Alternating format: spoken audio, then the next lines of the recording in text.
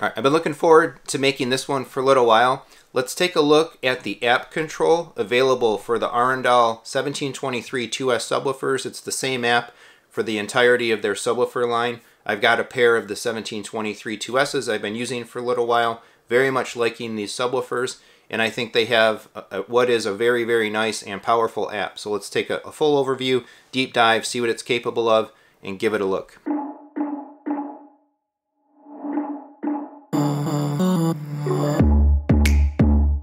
Okay, so let's take a look at the app here. First of all, the app is just called Arendal. You'll find it in the App Store. I'm running this on my iPad Pro 2018 model, 11-inch. It is the same app that basically runs on the iPhone. The icon is their regular little black logo on a white background.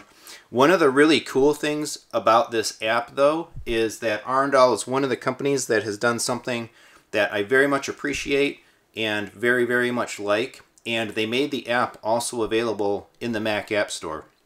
So my main personal computer is a MacBook Pro 16-inch, an M1 Pro, came out last fall. I use that for everything I do for the channel and a lot of my home theater calibration and activity and so on.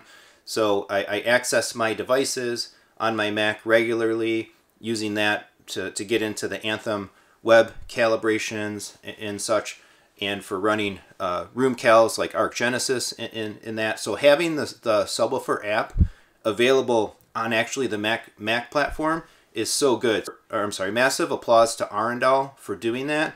I wish more app owners would put their apps in the Mac App Store as well. It's one thing to be able to access this on your iPhone or your iPad, but when you're really doing more detailed work on AV gear and on equipment, you're probably on a laptop, and so again, being able to run it natively on the Mac is awesome. So super, super kudos. But in any case, so let's take a look at what we get here. So I've essentially just launched the app. We're immediately presented with a list of the subwoofers that are available. Now, of course, I have two. I have a pair of the 1723 2S models. So they show up here. It says Sub 2S, of course, as the model there. A 1723. These numbers, I think, are related something to the serial number and such of the units. That's how they show up by default. So there's a couple things that you can do if you want. You can obviously hit the trash can and take them out of the configuration. Notice we've got some green dots here. That means the subwoofers are on. If the subwoofers were off, you'd have red dots. So green is on, red is off. You can rename these, right, to whatever. You can rename those to whatever you like. And I don't regularly access this on my iPad, so that's kind of why it has the stock name. But when I'm actually doing tuning and calibration and setup or whatever, I'm usually on my laptop. So I've renamed them like left and right, so I know explicitly which one is which, because I don't tell them apart essentially by serial number. Now you do, and you can determine like how you're connecting or how the subwoofer is connected and kind of what input and such you're setting up by grabbing that configuration there that I showed, switching between the RCA and the XLR input. I'm going to go back to the devices section. So I am on XLR for both of these subwoofers, and so it stays that way. Sometimes I notice that even when the subwoofers come on or you launch the app, it will go back to RCA, and I have to like manually select XLR, but that's kind of few and far between. We basically have also the ability to do groupings. These subwoofers are not grouped. I haven't really experimented honestly with the grouping feature very much, so I'm not really up on what that does or how that affects the configuration. If like you group them and then changes that you make affect kind of both subwoofers equally. Maybe I'll look at that in a future video. I only have two. They're independent. My Anthem AVM70 is independently calibrating them. I haven't had really a need to mess around with things from a grouping perspective, so I haven't done anything with that yet. There are a couple basic app settings, not much to it, language, and then some version and about us if I tap this hamburger button, the 3 bars in the upper right hand corner. So we have level, settings, devices, and help. And again, everything was auto detected. The subwoofers don't have a network connection, so they're not Ethernet Wi-Fi. It's Bluetooth basically. The app is looking for those speakers or those subwoofers over Bluetooth. So the main things that we have in here then basically is level, and we can see I'm looking at one of the subwoofers in this configuration right now. I'm on the XLR, and I have a very quick access to being able to change the volume level of the speaker. Although if you notice, it's grayed out and I can't do anything. That relates to another option that's set in the settings, and we'll talk about that in a second. But suffice to say, the way I have these subwoofers set up matches with the way Arendal recommends you configure them for home theater on their webpage, which is something called reference volume, and then that fixes everything into a single state and you can't tweak it. So let's take a look at that. So now if I go into settings, you can see I have 1, 2, 3, 4, 5, 6 options here. And again, which subwoofer I'm looking at is a matter of which one I kind of tapped through here. So you have to be cognizant, right, of what subwoofer are you actively making changes to if you're setting things up and configuring things, and you have to keep track of that kind of mentally. For some reason it shows which one you're using on the top of the level screen, but it doesn't necessarily give you that same feedback on the settings screens like it does on the level screen. So let's look at the first one, so level menu. Now we can see, okay, which subwoofer am I on? I am on the XLR input, and the first option here is this reference level, and this is turned on. Again, the Arendal documentation, essentially for a home theater application, recommends that. So that disables the actual level volume control and fixes it at what they call reference level. Next option here is input gain, and this goes from 0, it defaults at 0 dB. You can do plus or minus 6 or plus or minus 12. Now they do recommend, this is affecting basically the real voltage level that the subwoofer is essentially expecting and using electrically with the amplifier and such inside. It's not a volume control, it's a voltage input gain. I'm still learning a little bit as well. I've left these at 0 and it's been fine for my use in my calibration. They're not too hot, so to speak, and things are working okay. In the Arendal doc, they talk a little bit about, well, minus 6 input gain is maybe a preferable level or a kind of a standard level for a home theater application. I've been fine with 0. If you're watching this and you know more about I do when it comes to voltage levels of subwoofers and input gain versus subwoofer volume, by all means sound off in the comments and let me know if I'm making kind of a critical mistake here. Should we be running input gain at minus 6? My experience, all changing input gain does is effectively change the gain, change the resulting volume levels of the subwoofer anyway, and so I've to date kind of just left that at 0. And then down at the bottom here, there is an option to generate a test tone. If you tap that, I won't do it now, it takes maybe a couple seconds and then the subwoofer fires up with kind of a flat, fairly intense volume rumble. And so notice it says warning, loud volume.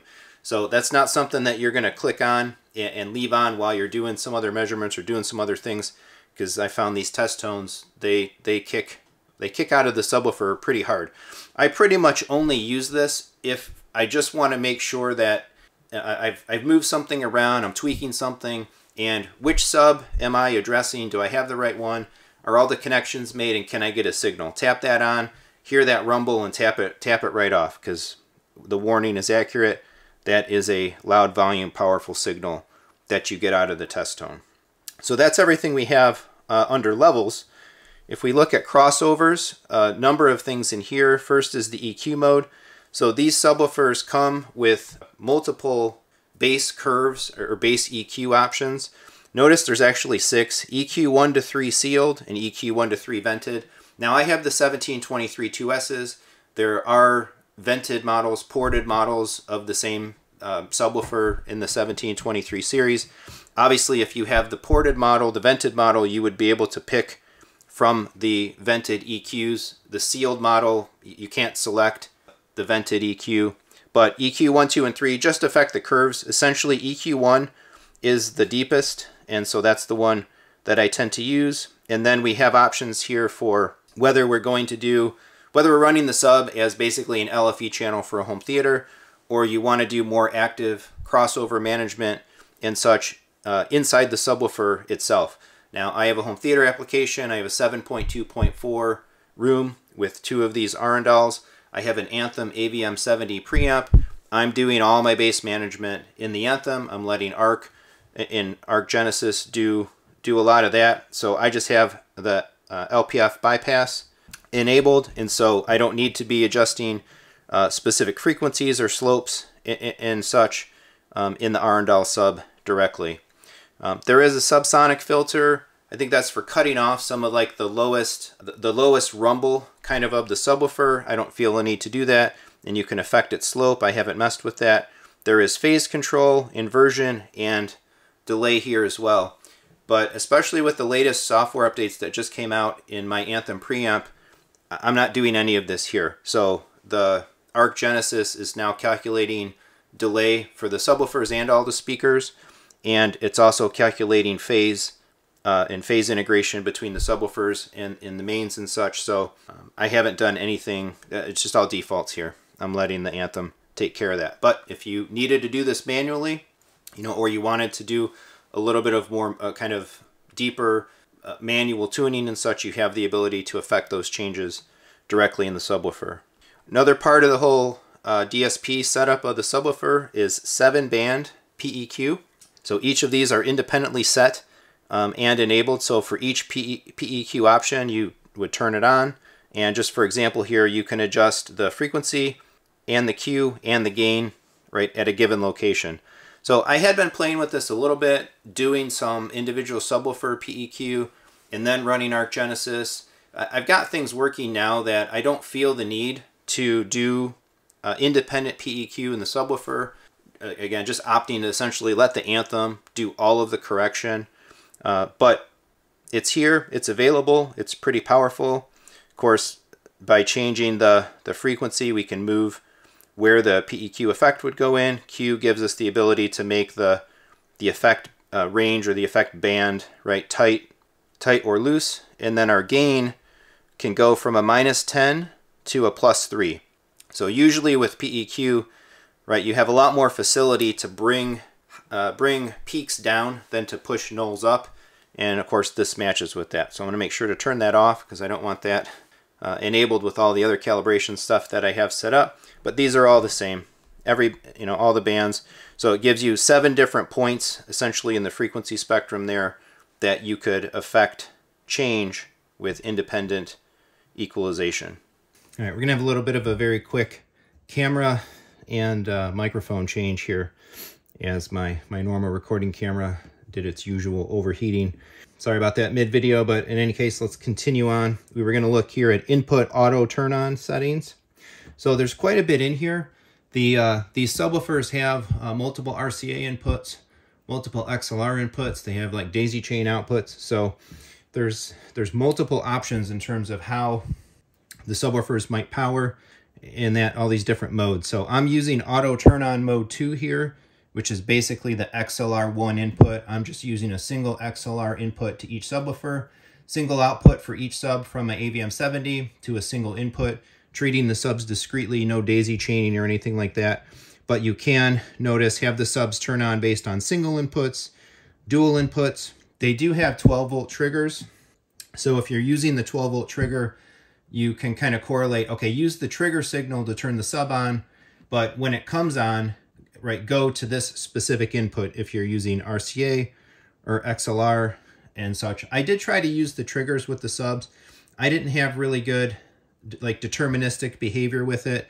So I'm using the auto sensing, which I've been maybe not always a fan of. So you can see all kinds of different modes here, multi-source and such, but I usually am not a fan of auto sensing power on state and whatnot. But with these subwoofers, I think they work great. They work reliably with the auto sensing. So don't need to use the trigger, a couple less cables, auto turn on with just the mode 2, or if you were using RCA mode 1, works really, really great. And it goes in conjunction with one more setting, actually, we'll get to in a second. So the fifth one here, general setup, a couple of different options to mention. So memory bank basically allocates the settings, in this case to like a specific XLR input. So maybe if you wanted to have different PEQ settings for XLR1 versus XLR2 and switch between them and such, you could do that. Number of subs is supposed to represent the number of subwoofers in the entire system. I think it does a little bit of some extent of balancing and some extent of knowledge between the processing of the specific subwoofer by virtue of knowing how many there are. I don't have maybe I need to actually understand this setting a little bit better myself, but in any case, I'm using 2 subs in the space, and so I've opted to choose 2. If you have some more insight onto that setting, if you're using these subwoofers, let me know. On time is basically how long will the subwoofers stay on once they've been enabled or triggered and such when there's an absence of a signal. So it's essentially auto turn off, right? After a certain number of minutes, the subwoofer will go off. I've got it set to 25. Now, I have encountered a couple of bugs in here. This is one of the settings where I've noticed it to be a little bit buggy, whereby I actually try to change it and it reverts itself back to 25. I don't know why that is. I haven't reported it. I'm probably overdue to do so. But in any case, I think 25 minutes is plenty long anyway. And again, the power state of the subwoofers has worked fine for me. So be it. It works just fine. There is a wake up threshold, low, normal, and high. So this is for the auto sensing feature itself, is what kind of signal strength, threshold does the subwoofer need to recognize on the input to turn on. The Arendal documentation that I found specifically says that, unless you have a reason not to, go ahead and use high for the most kind of deterministic behavior, the most accurate power state behavior of the subwoofers. So I've opted for that. I can't say that I'm in my theater a lot when nothing's going on, so I really can't comment if the subwoofers are coming on and going off. I don't think they are. And what I found is, particularly with the high setting, just the Anthem AVM 70 turning on for the theater zone is enough to turn the subwoofers on. I found with my rels before that the auto sensing turn on, it would really take more of a signal. So you might have the system on and actually even playing some audio or whatever, and then finally enough of a signal would hit to engage the subs, and then they would turn on after the fact. And I didn't particularly care for that. That's one of the things that made me kind of not like the auto sensing so much. But in the case of the Arendals specifically, and with this high setting, I've never noticed that. So turning the room on, turning the Anthem on, and then coming into the app and refreshing the state of the app and looking, hey, are the subwoofers on? Without fail, they always are. And I've checked it deliberately as well before, which is before turning anything on, take a look at the app. Are the subwoofers off? And they are. So, and then turn on the Anthem and boom, the subwoofers come on. So this works fine for me. I don't feel the need, again, to use the triggers and whatnot. So there is an option here for display rotate. You can do normal or 180 degrees. There's a mini couple-inch screen on the back of these subwoofers that gives you access to essentially all the same features that are in the app. But if you actually want to configure it on device, you can do so with a kind of a text-based similar input type of interface. And this allows you to either look at the back of the subwoofer or look over the subwoofer, right, looking down, and invert the screen so that looking over the subwoofer, it's right side up, kind of per your orientation. And then LCD backlight, that's for the strength of the brightness of that LCD panel on the back when you're using it. 5 is the default. I had no reason to change it. I don't think I've done a single thing on the back LCD of these subwoofers. For the most part, I've had my subwoofers kind of pushed more up, a couple inches off the wall, close enough to have all the wires plugged in and be able to access them to plug and unplug things as I've needed to, but definitely not far enough off the wall that I've actually used the back panel. I just don't feel I've needed to. The app is awesome, and the app has given me everything that I've needed for configuration.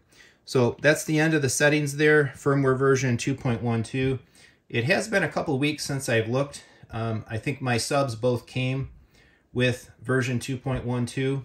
I haven't looked for an update. I'm probably overdue to do that. Last time I did check, this was the current version, and it'll be interesting to see over the course of owning these things, right, if I keep them for the long term, especially, what kind of updates are they getting? Are they adding any features? Are they improving the audio quality?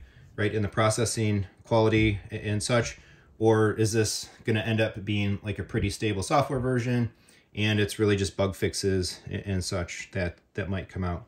Then of course we have a reset. I'm not going to do that. I've got these all set up the way I want them, but that's the main, or the 6 options available in the settings menu. So pretty cool overall. I guess if we go to help, we can get to the web page, we can email and get, you know, quick jump to the manual in the information section on the Arendal webpage. So their subwoofers I found came with a pretty nice manual with a good amount of information in it. And more importantly than that, on the webpage is a whole bunch of kind of like reference material, FAQs, and information like that to give guidance and suggestion and so on for using the subs, settings, and all of that. So I like it. I think this app looks great. I like the black and white. I like the way they did the controls. I like the way they present the interfaces and the options. It's clear, you know, when you go into a certain subwoofer, okay, this is how I'm going to do it. This is what I'm going to configure. The only thing that I might suggest is that probably the devices tab belongs on the bottom left, because I think you want people to kind of work from left to right, perhaps, or at least maybe invert settings in devices, because I come over here to the far right to do devices and I press a right arrow, which is effectively moving me left in the configuration order to come back over to devices. That's probably nitpicky, but maybe a little UI like workflow optimization could be had there. But I think when you launch the app, I think they want you launching into this level control. Maybe I would expect that's what they found most people want to do most frequently, is maybe turn the thing up or turn the thing down and affect some change on it that way. But even still, their guidance is to use reference volume. So in that respect, I don't know that people would be coming in to change the volume, right? To change the volume too much. But 2 thumbs up to Arendal. I like the app. This is the iPhone version, essentially running, you know, zoomed up on the iPad. It's not a native iPad app, but it's fine for what it needs to be. 2 thumbs up, super kudos to Arendal, as I said earlier, for putting the app in the Mac App Store. It's just phenomenal. So I've already played around a lot where I had Arc Genesis running with Quick Measure, looking at my real-time curves in one window on my Mac, and then right next to that had the Arendal app making changes in the PEQ, and then seeing those changes and the effect they're having on the subs in real time. Great job. I really like this. And I think this is a major selling point and a major point of value for the subwoofers. Even if you don't necessarily need all the options and the configurations and the power that's in there, for those that do, you have it. And for the moments that you might want it, you have it as well.